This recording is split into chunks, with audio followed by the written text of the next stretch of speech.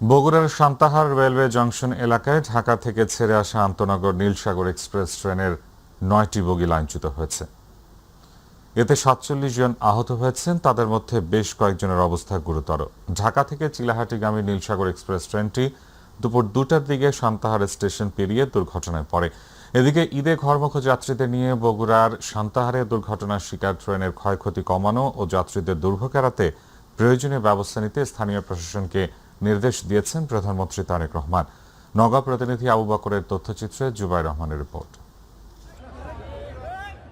ঢাকা থেকে চিলাহাটিগামী নীলসাগর এক্সপ্রেস ট্রেনটি দুপুর ২টার দিকে সান্তাহার স্টেশনে যাত্রাবিরতি করে। বিরতি শেষে ট্রেনটি গন্তব্যের উদ্দেশ্যে স্টেশন ছেড়ে যাওয়ার কিছু দূর যেতেই হঠাৎ বিকট শব্দে ৯টি বগি লাইনচ্যুত হয়ে পড়ে। ঈদের ফিরতি যাত্রার কারণে ট্রেনের ভেতরে তিল ধারণের ঠাঁই ছিল না এবং ট্রেনের ছাদেও শত শত মানুষ অবস্থান করছিলেন। বগিগুলো লাইনচ্যুত হয়ে হেলে পড়ায় ছাদ থেকে অনেক যাত্রী ছিটকে নিচে পড়ে যান। সিগন্যাল মারছিল, যেটা ড্রাইভার অতটা করেনি, রানিং এর উপর গাড়ি চলে আসছে। যখন এখানে গাড়ি ক্রসিং হয়ে গেছে তখন মনে করছে গাড়ি একবারে ফাঁস এক সাইড করে। দুর্ঘটনার ফলে ঢাকার সঙ্গে উত্তরবঙ্গের রেল যোগাযোগ বন্ধ হয়ে যায়। খবর পেয়ে দ্রুত ফায়ার সার্ভিসের সদস্যরা এসে উদ্ধার কাজ শুরু করে। আহত ৪৭ জনকে দ্রুত হাসপাতালে নেওয়া হয়। আমাদের এখানে ৪৭ জনকে নিয়ে গেছে। স্থানীয়ভাবে আমরা ট্রাই করে দিয়েছি। আগে তো ওই কোথাও আমরা বলতে পারছি না, তবে আমরা যেগুলো ভিক্টিম পেয়েছি স্পটে এসে পরে ঈশ্বরদী থেকে রিলিফ ট্রেন গিয়ে উদ্ধার কাজ শুরু করে। যাত্রীরা বলছেন, লাইনটিতে মেরামতের কাজ চলছিল, কিন্তু সংশ্লিষ্টদের অবহেলার কারণেই এ দুর্ঘটনা ঘটেছে। এখানে লাইনের কাজ হচ্ছিল, কাজ হওয়ার সময় লাল যে সিগন্যালটা দেওয়া ছিল যাতে ট্রেন দ্রুত গতিতে না আসে বা সিগন্যালটা দেখার পর থেমে যায়, সেটা ড্রাইভার অমান্য করে গাড়ি নিয়ে আসার কারণে এই দুর্ঘটনাটা ঘটে। বেড়া থেকে যদি কাজ করতেছে, এটা দেখা যদি আসতো তাহলে আপনার এই ক্ষতির আজ হতো না। আজ এই উত্তরবঙ্গের মানুষ সব ইচ্ছেস। এদিকে সান্তাহারের দুর্ঘটনা অনুসন্ধানে ৩ সদস্যের তদন্ত কমিটি গঠন করা হয়েছে। জুবাইর রহমান, মাই টিভি নিউজ। রাজধানীর সদরঘাটে ঈদ যাত্রায় বাড়ি ফিরতে গিয়ে লঞ্চের ধাক্কায় পিষ্ট হয়ে প্রাণ হারিয়েছেন ২ জন। এ ঘটনায় নিখোঁজ রয়েছেন অন্তত আরও ৩ জন। বুধবার বিকেল ৫টার দিকে এই ঘটনা ঘটে। জানা গেছে, কেরানীগঞ্জ থেকে ট্রলার যোগে কিছু যাত্রী ঢাকা ইলিশা রুটে চলা একটি লঞ্চের পেছন দিক থেকে উঠতে গেলে এ দুর্ঘটনা ঘটে। এ সময় জাকির সম্রাট ৩ নামের একটি লঞ্চ সরাসরি সেই ট্রলারে ও বিপরীত দিক থেকে লঞ্চটিতে আঘাত হানে। পরে দ্রুত টার্মিনাল ত্যাগ করে ঘাতক লঞ্চটি। ট্রলারে থাকা আহত এক নারীকে উদ্ধার করে ফায়ার সার্ভিস। তাকে উদ্ধার করে ঢাকার মিটফোর্ড হাসপাতালে পাঠানো হয়েছে।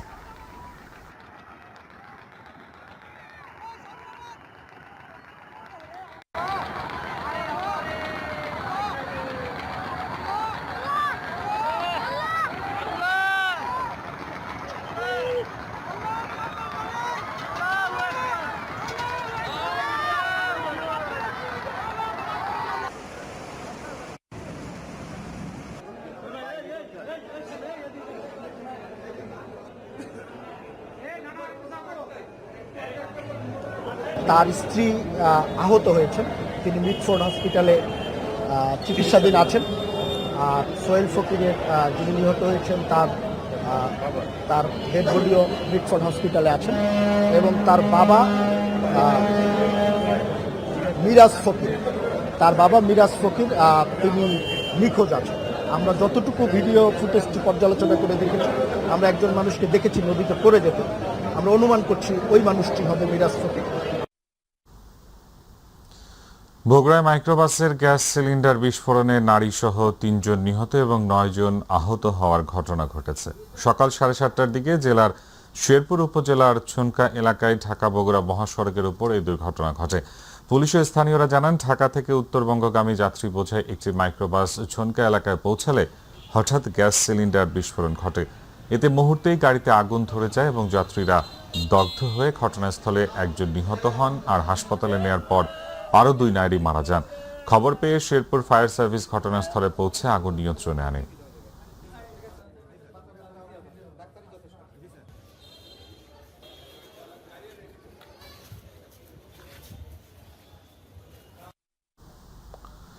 ঈদের ছুটির দ্বিতীয় দিনে রাজধানী কমলাপুর রেল স্টেশনে ছিল ঘরমুখো মানুষের উপচে পড়া ভিড়। ট্রেন ছাড়ছে নির্ধারিত সময়, কোনো শিডিউল বিপর্যয় নেই বলে জানান স্টেশন ম্যানেজার। নির্বিঘ্নে বাড়ি ফিরতে পেরে খুশি যাত্রীরা। আরও জানাচ্ছেন রাকিব হাসান। ঈদযাত্রার ষষ্ঠ দিনে সকাল থেকেই ঢাকার কমলাপুর রেল স্টেশনে ছিল ঘরমুখ মানুষের উপচে পড়া ভিড়। কড়া নিরাপত্তার মধ্য দিয়ে লাইনে দাঁড়িয়ে প্ল্যাটফর্মে প্রবেশ করতে দেখা গেছে যাত্রীদের। বিগত সময়ের তুলনায় এবারের ব্যবস্থাপনায় খুশি যাত্রীরা, তবে টিকিট পেতে কিছুটা ঝামেলা পোহাতে হচ্ছে বলে অভিযোগ তাদের। অন্য ঈদের তুলনায় এই ঈদে মনে হচ্ছে এটা সিকিউরিটিটা ভালো।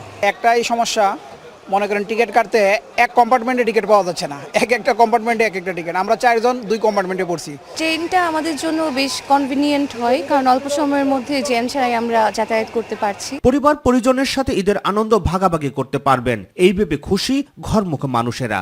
একটা বছর শেষে একটা ঈদ আসে, তো এটা সবারই হচ্ছে আনন্দের দিন। বাসায় যাচ্ছি, খুব আনন্দ লাগছে। আলহামদুলিল্লাহ অনেক ভালো লাগতেছে। এবং আমরা যেটা লক্ষ্য করলাম, অন্যান্য বছরে যেমন প্ল্যাটফর্মে আসতে গেলে অনেক ভিড় হয়, বাট আলহামদুলিল্লাহ এবছর আমরা কোনো ভিড় দেখতে পাচ্ছি না। ঈদের ছুটির দ্বিতীয় দিনে কোনো শিডিউল বিপর্যয় নেই বলে জানান স্টেশন ম্যানেজার। সকাল থেকে এখন পর্যন্ত 22টি ট্রেন বিভিন্ন গন্তব্যের উদ্দেশ্যে ছেড়ে যায়। সবগুলো ট্রেনেই একদম অন টাইমে ঢাকা ত্যাগ করে। আমাদের শিডিউল বিপর্যয়ের যেন কোনো কিছু না ঘটে এ ব্যাপারে কর্তৃপক্ষ সজাগ এবং সচেষ্ট।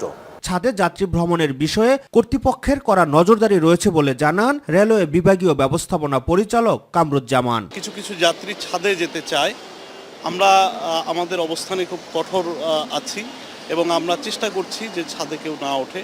তারপরেও 2-1টা ট্রেনে আমরা খুব চেষ্টা করেছি, কিন্তু তারপরেও কিছু যাত্রী ছাদে ছিল। আপাময় জনসাধারণের প্রতি আমাদের অনুরোধ, প্লিজ আপনারা ছাদে ভ্রমণ করবেন না, এটা একেবারেই একটা অনিরাপদ ভ্রমণ। সকাল থেকে দুপুর পর্যন্ত কমলাপুর স্টেশন থেকে ছেড়ে গেছে 22টি ট্রেন। রাকিব হাসান, মাইটিভি, ঢাকা। প্রিয়জনের সঙ্গে ঈদ উদযাপনে রাজধানী বাস টার্মিনালগুলোতে ঢল নেমেছে যাত্রীদের। ঘর ফেরার এ আনন্দের মাঝে রয়েছে ভোগান্তি আর কিছুটা অভিযোগ। এদিকে গাবতলী বাস টার্মিনাল পরিদর্শনে এসে সড়কমন্ত্রী শেখ রবিউল আলম বলেন, গণপরিবহনে যারা বিশৃঙ্খলা এবং অনিয়ম করার চেষ্টা করছে, ঈদের পর তাদের বিরুদ্ধে ব্যবস্থা নেওয়া হবে। সাদিয়া হক মৌয়ের রিপোর্ট। ঈদের আনন্দ এবং আমেজ দুটোই ভেসে উঠেছে যাত্রীদের চোখে মুখে। কিছুটা ভোগান্তি আর অভিযোগ সঙ্গে নিয়ে বাড়ির পথে তারা বলছেন, শেষ মুহূর্তে প্রিয় মুখগুলো দেখতে পারাটাই বড় বিষয়। কাঙ্ক্ষিত বাসের জন্য দীর্ঘ অপেক্ষা, লাগেজ ব্যাগ সহ সবাই বসে পড়েছেন খোলা আকাশের নিচে। কষ্ট হোক, উদ্দেশ্য একটাই, যেভাবে হোক যেতে হবে বাড়ি। না, রাস্তাঘাটেও যেমন এই দিক দিয়ে খুব ভালো, যাতায়াতের কোনো অসুবিধা নাই। সবসময় ভালো লাগাই কাজ করে। পরিবারের সাথে ঈদ করার সময় কাটানো আমাদের জন্য অনেক আনন্দের। যাত্রীরা বলেন, মহাসড়কে বিভিন্ন স্থানে বাস দাঁড় করিয়ে যাত্রী নেওয়া হচ্ছে, পাশাপাশি ভাড়া নিয়েও রয়েছে তাদের মধ্যে অসন্তোষ। ঠিক 12টায় ছাড়ার কথা, এইমাত্র আসলাম, দেখি কখন ছাড়ে। স্বাভাবিক যেটা ভাড়া সেটাই নিয়েছে, না বাড়তি কোনো চার্জ নাই। যাত্রী এখনো আসবে কিনা এই অপেক্ষায় আছে। আমাদের গাড়ি এখানে স্টক আছে, যাত্রী নেই। সকালে গাবতলী বাস টার্মিনাল পরিদর্শন শেষে সড়কমন্ত্রী জানালেন, ঈদ যাত্রায় কোনো পরিবহনে অনিয়ম হলে দায়ীদের বিরুদ্ধে কঠোর অবস্থা নেওয়া হবে। কাউন্টারগুলিতে গিয়েছেন, সবাই কিন্তু নির্ধারিত ভাড়া নিচ্ছে। 2-1টি পরিবহন 20-30 টাকা আরও নির্ধারিত ভাড়ার চেয়ে কম নিচ্ছে, আপনাদের সামনেই বলেছেন। এখানে পুলিশ কন্ট্রোল রুম আছে, ভিজিলেন্স টিম আছে, র্যাবের কন্ট্রোল রুম আছে, সেখানে নির্ধারিত করা ভাড়া সমস্ত জায়গায় আপনাদের সামনে টানিয়ে দেওয়া হয়েছে। কেউ এর চেয়ে বেশি ক্লেম করলে সেখানে যদি কেউ কমপ্লেন করে, সাথে সাথে ব্যবস্থা নেওয়া হচ্ছে। কমপ্লেন যেগুলি পেয়েছি এখন অ্যাকশন নিচ্ছি, যেগুলি এখন অ্যাকশন নিতে পারছি না ঈদের পরে অ্যাকশন হবে যারা ব্যত্যয় ঘটানোর চেষ্টা করেছে। সাদিয়া হক মৌ, মাই টিভি, ঢাকা। ঈদ যাত্রায় গাজীপুরের ঢাকা ময়মনসিংহ ও ঢাকা টাঙ্গাইল মহাসড়কে বেড়েছে যানবাহনের চাপ। ঢাকা টাঙ্গাইল যমুনা সেতু মহাসড়কে মোতায়েন করা হয়েছে অতিরিক্ত আইন শৃঙ্খলা বাহিনীর সদস্য। ঢাকা মাওয়া এক্সপ্রেসওয়ে এবং পদ্মা সেতু হয়ে নির্বিঘ্নে দক্ষিণ বগ্নে ছুটছে ঘরমুখ মানুষ। সিরাজগঞ্জ মহাসড়কে স্বাভাবিক রয়েছে যান চলাচল। হাফিজা খানম জ্যোতি রিপোর্ট। ঈদ যাত্রায় গাজীপুরের ঢাকা ময়মনসিংহ ও ঢাকা টাঙ্গাইল মহাসড়কে বেড়েছে যানবাহনের চাপ। গাড়ির বাড়তি চাপ ও যাত্রী ওঠানামা করায় কয়েকটি পয়েন্টে গাড়ির ধীর গতি রয়েছে। যানজট নিরসন ও যাত্রীদের নিরাপত্তায় পুলিশ ও অন্যান্য আইনশৃঙ্খলা বাহিনীর সদস্যরা কাজ করছেন। সকাল থেকে ঢাকা টাঙ্গাইল ও ঢাকা ময়মনসিংহ মহাসড়কে কয়েক গুণ গাড়ির চাপ বেড়েছে। এতে ঢাকা ময়মনসিংহ মহাসড়কের টঙ্গী, কলেজ গেট, বোর্ড বাজার ও চান্দনা চৌরাস্তায় দেখা গেছে গাড়ির ধীরগতি। চান্দনা চৌরাস্তায় সড়কের পাশে গাড়ির পার্কিং করায় রাস্তা সংকুচিত হয়ে গেছে। এছাড়া যাত্রী ওঠানামা করায় এ পয়েন্ট অতিক্রম করতে যানবাহনগুলোর কিছুটা সময় বেশি লাগছে। এদিকে ঢাকা টাঙ্গাইল যমুনা সেতু মহাসড়কের গোড়াই থেকে যমুনা সেতু পর্যন্ত প্রায় ৬৫ কিলোমিটার সড়কে সার্বিক নিরাপত্তায় ও ঈদযাত্রা স্বস্তিদায়ক করতে জেলা পুলিশের প্রায় ১,০০০ পুলিশ সহ অন্যান্য আইনশৃঙ্খলা রক্ষাকারী বাহিনীর সদস্য আজ থেকে মোতায়েন করা হয়েছে। সকালে যমুনা সেতু পরিদর্শন করে সেতু প্রতিমন্ত্রী রাজীব আহসান জানান, এবারের ঈদযাত্রা স্বস্তির ও আনন্দদায়ক হবে। এই রাস্তায় আপনার এখানকারই মানুষ, এই রাস্তায় কোথাও কিন্তু কোনো ট্রাফিক জ্যামের অস্তিত্ব আমি আজকে খুঁজে পাইনি। ইনশাল্লাহ এবারের ঈদযাত্রা, যেটি আপনাদের কাছে আমরা কথা দিয়েছিলাম, স্বস্তির এবং আনন্দদায়ক হবে, উৎসবমুখর হবে, সে বিষয়টি আমরা এনশিওর করতে পারব। ঈদযাত্রার দ্বিতীয় দিনে ঢাকা মাওয়া এক্সপ্রেসওয়ে এবং পদ্মা সেতু হয়ে নির্বিঘ্নে দক্ষিণবঙ্গে ছুটছে ঘরমুখো মানুষ। দক্ষিণবঙ্গের ২১ জেলার মূল প্রবেশপথ হিসেবে খ্যাত ওই মহাসড়কটিতে ঈদযাত্রাকে কেন্দ্র করে যানবাহনের চাপ স্বাভাবিক সময়ের চেয়ে কয়েক গুণ বৃদ্ধি পেলেও নেই দুর্ভোগ ও বিড়ম্বনা। ঈদযাত্রায় এক্সপ্রেসওয়েতে দূরপাল্লার গণপরিবহনের পাশাপাশি ব্যক্তিগত ছোট যান ও মোটরসাইকেলের আধিক্য দেখা গেছে এক্সপ্রেসওয়েতে। স্বস্তিতে ঈদযাত্রা করতে পেরে আনন্দিত যাত্রীরা। পুলিশের নিয়মিত টহল ও ট্রাফিক ব্যবস্থাপনায় বিশেষ জোর দেয়ায় এক্সপ্রেসওয়ের পরিস্থিতি এখন পর্যন্ত সম্পূর্ণ স্বাভাবিক রয়েছে। ঈদ উল ফিতরকে সামনে রেখে যানবাহনের চাপ বাড়লেও যমুনা সেতুর পশ্চিম পাড় সিরাজগঞ্জ মহাসড়কে এখনও স্বাভাবিক রয়েছে যান চলাচল। কোথাও উল্লেখযোগ্য যানজটের দেখা মেলেনি। সিরাজগঞ্জ মহাসড়কের যমুনা সেতু পশ্চিম প্রান্ত, কড্ডার মোড়, নলকার মোড় ও হাটিকুমরুল ইন্টারচেঞ্জ এলাকায় যানবাহনের চাপ বাড়লেও তা স্বাভাবিক গতিতেই চলাচল করছে। কোথাও দীর্ঘ যানজটের চিত্র দেখা যায়নি। হাফিজা খানম জুথি, মাই টিভি। ঈদকে সামনে রেখে দীর্ঘদিনের ভোগান্তির পর গাজীপুরে খুলে দেওয়া হয়েছে বিআরটি ফ্লাইওভার। এতে ঢাকা ময়মনসিংহ মহাসড়কে যান চলাচল কিছুটা স্বাভাবিক হলেও গণপরিবহনের সংকট, অতিরিক্ত ভাড়ার শঙ্কায় ঈদে ঘরমুখো মানুষেরা পুরোপুরি স্বস্তি পাচ্ছেন না। পুলিশ বলছে ঈদযাত্রা নির্বিঘ্ন করতে ট্রাফিক ব্যবস্থা জোরদার সহ অতিরিক্ত আইন শৃঙ্খলা বাহিনী মোতায়েন করা হয়েছে। গাজীপুর থেকে চঞ্চল খানের তথ্যচিত্রে বিস্তারিত রিপোর্ট। বছরের পর বছর ধরে বিআরটি প্রকল্পের ধীরগতি কাজে দুর্ভোগের প্রতীকে পরিণত হয়েছিল গাজীপুরের চৌরাস্তা। ঈদযাত্রার চাপ সামাল দিতে অবশেষে গুরুত্বপূর্ণ ফ্লাইওভারের একটি অংশ খুলে দেওয়া হয়েছে। এতে কিছুটা কমেছে যানজট, তবে প্রশ্ন উঠেছে এই স্বস্তি কতটা স্থায়ী। গাজীপুর প্রায় ১-২ ঘন্টা দাঁড়ায় দাঁড়ানো লাগতো, এখন প্রায় আবার চালু হয়েছে, এখন দাঁড়ায় দাঁড়ানো লাগে না। যাত্রা খুব স্বাভাবিক চলতেছে, সবকিছু কোনো যানজট পাই না। যে জায়গায় প্রায় ৩ ঘন্টা ৪ ঘন্টা লেগে যেত, এই জায়গায় প্রায় ১ ঘন্টা ১.৫ ঘন্টায় কভার হতে পারে। মহাসড়কের দুই পাশ দখল করে বসেছে ভ্রাম্যমাণ দোকান, যত্রতত্র পার্কিং এ সংকুচিত হয়েছে সড়ক, ট্রাফিক ব্যবস্থাপনায় সমন্বয়েও অভাব স্পষ্ট। এর সঙ্গে যোগ হয়েছে গণপরিবহনের সংকট। ঈদকে সামনে রেখে অতিরিক্ত ভাড়া আদায়ের অভিযোগ রয়েছে যাত্রীদের। যাত্রীর চাপটা একটু বেশি থাকে, তখন গাড়ির মালিকরা অটোমেটিকলি ভাড়াটা বাড়ায় দেয়। আশা করি এবার ঈদযাত্রা এরকম যানজট হবে না। ঈদযাত্রা নির্বিঘ্ন করতে প্রস্তুতি নেওয়া হয়েছে বলে জানিয়েছেন হাইওয়ে পুলিশ। হেডকোয়ার্টার সহ মন্ত্রণালয় থেকে বিভিন্ন নির্দেশনাগুলি আসছে, যেমন অতিরিক্ত ভাড়া যাতে কেউ না নিতে পারে, অথবা যাত্রীরা যেন কোনো হ্যাসেলের শিকার না হয়, অথবা অজ্ঞান পার্টি মলম পার্টির দ্বারা যাতে কোনো ক্ষতিগ্রস্ত না হতে পারে। সেই জন্য আমাদের ট্রাফিকের পাশাপাশি ক্রাইমেরও বিশেষ একটা প্রোগ্রাম থাকবে, আমরা সেই অনুযায়ী ব্যবস্থা নিব। আইজিপি জানালেন, পরিস্থিতি নিয়ন্ত্রণে মহাসড়কে অতিরিক্ত ৪ শতাধিক সদস্য মোতায়েন করা হয়েছে, বাড়ানো হয়েছে টহল ও চেকপোস্ট। আমরা ইতিমধ্যে হাইওয়ে পুলিশ, জেলা পুলিশ এবং অন্যান্য সংস্থা, পুলিশের অন্যান্য সংস্থাকে বলা হয়েছে যে ট্রাফিক পুলিশের পাশাপাশি তারা দায়িত্ব পালন করবে এবং সড়কে যাতে অনাকাঙ্ক্ষিত কোনো গাড়ি অতিরিক্ত সময় দাঁড়িয়ে থেকে কোনো ট্রাফিক কনজেশন তৈরি না করে সেই ব্যাপারে আমি নির্দেশনা দিয়েছি পুলিশের কোয়ার্টার থেকে সকল ইউনিট। ঈদে ঘরমুখী মানুষের যাত্রা নির্বিঘ্ন করতে বিআরটি প্রকল্পের গাজীপুর চৌরাস্তার সবচেয়ে বড় ফ্লাইওভার খুলে দেওয়া হয়েছে। তবে ফুটপাতে ভাসমান দোকান, যত্রতত্র গাড়ি পার্কিং, অতিরিক্ত ভাড়ার অভিযোগ থেকে যাচ্ছে। প্রশাসন বলছে সব ধরনের তদারকি থাকবে এবারের ঈদে ঘরমুখী মানুষের যাত্রা নির্বিঘ্ন করতে। চঞ্চল খান, মাই টিভি, গাজীপুর। ঈদের লম্বা ছুটি ঘিরে শুরু হয়েছে এবারের ঈদযাত্রা। সড়ক ও রেলের পাশাপাশি আকাশপথেও বাড়ছে ঘরমুখী মানুষের ভিড়। তবে স্বস্তির যাত্রার সঙ্গে যুক্ত হয়েছে বাড়তি ভাড়ার চাপ। শাহজালাল জুয়েলের তথ্যচিত্র, আতিকুর রহমান তিতাসের রিপোর্ট। চাঁদ দেখা সাপেক্ষে আগামী 21 মার্চ উদযাপিত হতে পারে পবিত্র ঈদ উল ফিতর। শবে কদরের ছুটি মিলিয়ে এবার ঈদে মিলছে টানা কয়েকদিনের ছুটি, ফলে আগেভাগেই বাড়ির পথে ছুটছে মানুষ। যানজটের অনিশ্চয়তা এড়াতে অনেকেই বেছে নিচ্ছে আকাশপথ। ঢাকা থেকে চট্টগ্রাম, সিলেট, বরিশাল, যশোর, রাজশাহী ও সৈয়দপুর রুটে প্রতিদিন হাজার হাজার যাত্রী বহন করছে এয়ারলাইন্সগুলো। ঈদের আগে প্রায় সব ফ্লাইটই পরিপূর্ণ। বিমানে যাচ্ছি কারণ রাস্তাঘাট যানজট, ঈদের বাজার এখন সময় বাঁচানোর জন্যই যাচ্ছি বিমানে, আর কক্সবাজার যাচ্ছি আমরা। এর মধ্যে সবচেয়ে বেশি চাহিদা সৈয়দপুর, যশোর ও রাজশাহী রুটে। তবে ঈদের পর পর্যটকদের ভিড়ে কক্সবাজার রুটে বাড়ছে টিকিটের চাহিদা। ভাড়া ঠিক আছে, এখন ঠিক আছে, ঈদের পরে ভাড়া বেশি। সময় বাঁচাতে এবং ভোগান্তি এড়াতে আকাশপথে ঝুঁকছেন যাত্রীরা। তবে বাড়তি ভাড়া অনেকের জন্য হয়ে উঠছে বড় বাধা। সবকিছু ছাপিয়ে সুন্দরভাবে ঈদ উদযাপন করতে চান সবাই। আতিকুর রহমান তিতাস, মাই টিভি। পবিত্র ঈদ উল ফিতর উপলক্ষে সরকারি ছুটি শুরু হয়েছে মঙ্গলবার থেকে। রাজধানী ঢাকা ধীরে ধীরে ফাঁকা হয়ে যাচ্ছে। ছুটি শুরুর সঙ্গে সঙ্গে অফিস আদালত বন্ধ হয়ে যাওয়ায় শহরের সড়কগুলোতে যানবাহনের চাপ কমে এসেছে। কোথাও কোথাও দেখা গেছে প্রায় ফাঁকা রাস্তা। রাজধানীর বিভিন্ন এলাকায় সড়কে যাত্রীবাহী বাস কম দেখা গেছে।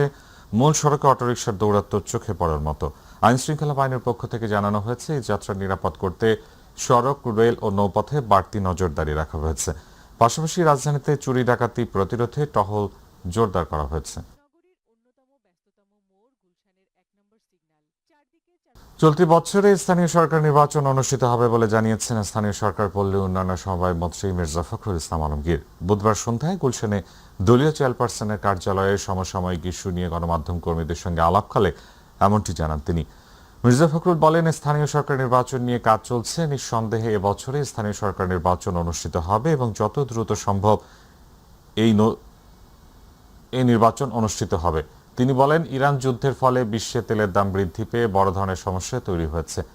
তবে বিএনপি সরকার এখন পর্যন্ত যোগ্যতার সঙ্গে এই বিষয়গুলো মোকাবেলা করেছে উল্লেখ করে তিনি বলেন, এর ফলে দেশে তেলের দাম এখনো বাড়েনি। এছাড়াও এবার গার্মেন্টস ফ্যাক্টরিগুলো বেতন না দেওয়ার যেসব ঝামেলা হয় সেগুলো হয়নি, কারণ এসব বিষয়ে এবার আগাম ব্যবস্থা নেওয়া হয়েছে। সংবিধান সংস্কার পরিষদ নিয়ে এক প্রশ্নের জবাবে তিনি বলেন, জুলাই সনদের ব্যাপারে তিনি শতভাগ প্রতিশ্রুতিবদ্ধ।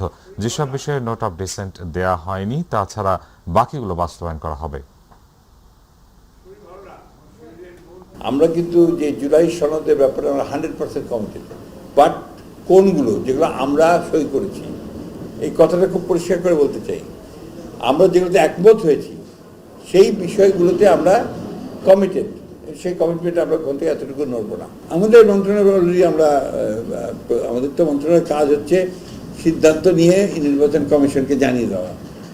আমরা সেই আলোচনা করছি, আমাদের সিদ্ধান্ত হলেই আমরা জানিয়ে দেবো। আপনি যখন সরকারে আছেন আপনি এমনভাবে কাজ করবেন যে জনগণের ভোটে নির্বাচিত হয়ে আবার যেন আপনি আসতে পারেন। ঈদকে সামনে রেখে জমে উঠেছে রাজধানীর শপিং মল ও বিপণী বিতানগুলো। শেষ মুহূর্তের কেনাকাটায় উপচে পড়া ভিড় আর সেই সঙ্গে বাড়তি দামের চাপ, সব মিলিয়ে ব্যস্ত সময় পার করছেন ক্রেতা বিক্রেতারা।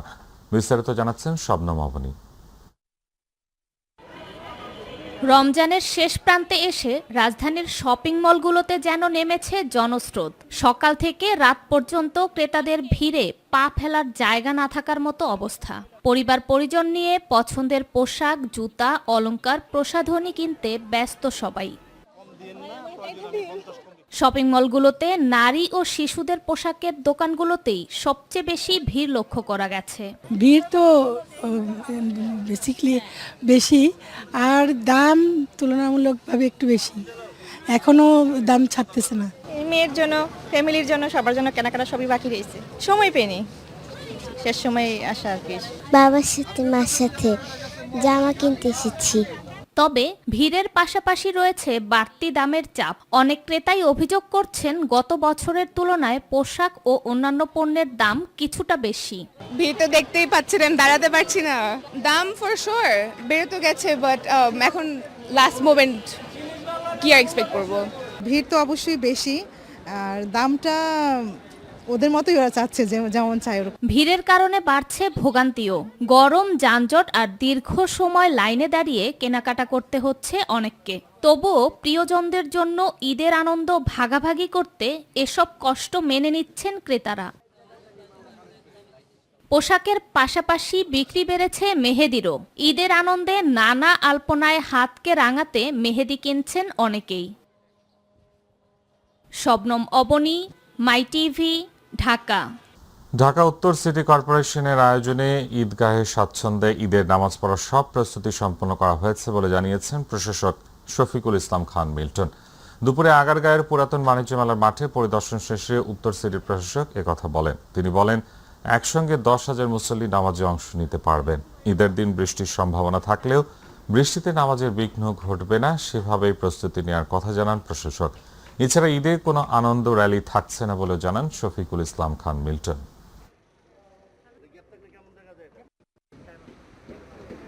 যে ঈদগাহ নামাজের জন্য আমাদের ঢাকা উত্তর সিটি কর্পোরেশনের যাতে স্বাচ্ছন্দ্যে ভালোভাবে এখানে সবাই নামাজ আদায় করতে পারে, এজন্য আমরা বিভিন্নভাবে ক্যাম্পিংও করেছি। আমরা মাইকিংয়ের ব্যবস্থাও করব, যাতে করে আমাদের উত্তর সিটি কর্পোরেশনের প্রতিটি নাগরিক তার সহজভাবে এখানে এসে নামাজ আদায় করতে পারে। একটাই জামাত হবে সকাল 8টায়। এখানে বৃষ্টির একটা আভাস আছে, শনিবার দিন যদি ঈদ হয়ে যায় কিংবা শুক্রবার ঈদ হয়, সেখানে বৃষ্টি হওয়ার একটা সম্ভাবনা আছে। তো বৃষ্টি হলে সেই ব্যাপারে আমরা প্রস্তুতি নিয়ে রেখেছি। ইসলাম ধর্মের 5 স্তম্ভের মধ্যে অন্যতম যাকাত। নিজের সম্পদকে পরিশুদ্ধ করতে অর্থনৈতিকভাবে সচ্ছলদের জন্য ধর্মীয় বিধানে যাকাত আদায় বাধ্যতামূলক। বছরের যে কোনো সময় যাকাত আদায় করা গেলেও অধিক নেকি লাভের আশায় ধর্মপ্রাণ মুসলমানরা পবিত্র রমজান মাসে যাকাত আদায় করে থাকেন।